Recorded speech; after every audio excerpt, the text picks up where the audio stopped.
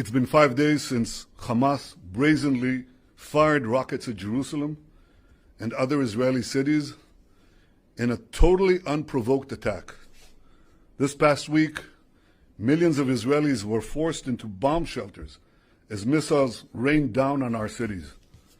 Several Israelis have been killed, many more have been wounded. You know, and I know, no country would tolerate this. Israel will not tolerate this. Israel has responded forcefully to these attacks, and we will continue to respond forcefully until the security of our people is reinstated and restored. We've eliminated dozens of Hamas terrorists and taken out hundreds of terrorist sites, including missile launchers and buildings that Hamas used to plan and perpetrate these attacks. 2 nights ago, Israel also seriously degraded the terror infrastructure of Hamas. We knocked out part of the vast subterranean tunnel network that Hamas uses to attack Israel. I want to remind the world that in firing on our cities, Hamas is committing a double war crime. They're targeting our civilians and hiding behind Palestinian civilians, effectively using them as human shields.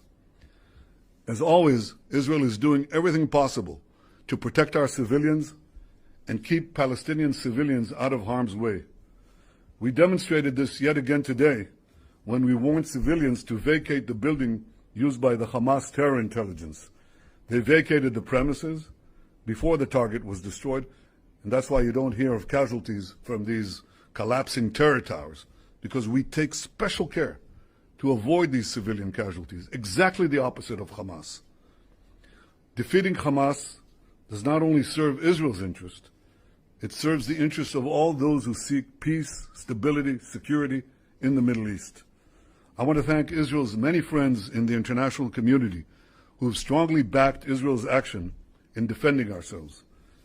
I want to thank the President of the United States, Joe Biden, and I want to thank the many countries, including European countries, that flew the Israeli flag in solidarity on their government buildings. No one should have any equivocation about the choice that is so clear here. And I want to thank President Biden for his clear and unequivocal support. You cannot equate a democracy that values life with a terror organization that glorifies death.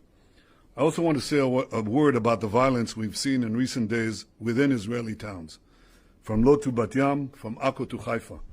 The Jewish state will not tolerate pogroms against our citizens. We will not allow our Jewish citizens to be lynched or to live in fear of murderous Arab gangs. We will not tolerate the torching of synagogues and the torching of property. At the same time, we will not allow Jews to take the law into their own hands and attack innocent Arabs or lynch an innocent Arab. There was one such case, such effort. We won't allow these attacks on innocent civilians, Arabs and Jews alike.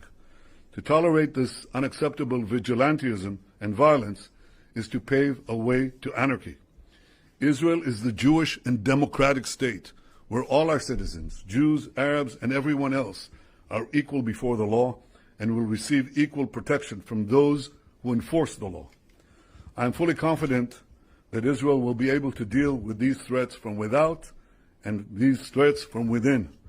I'm confident in our army, I'm confident in our police, and above all, I'm confident in the resolve and determination of the people of Israel. Just as we've always done, we will weather this storm and emerge stronger than ever. Thank you.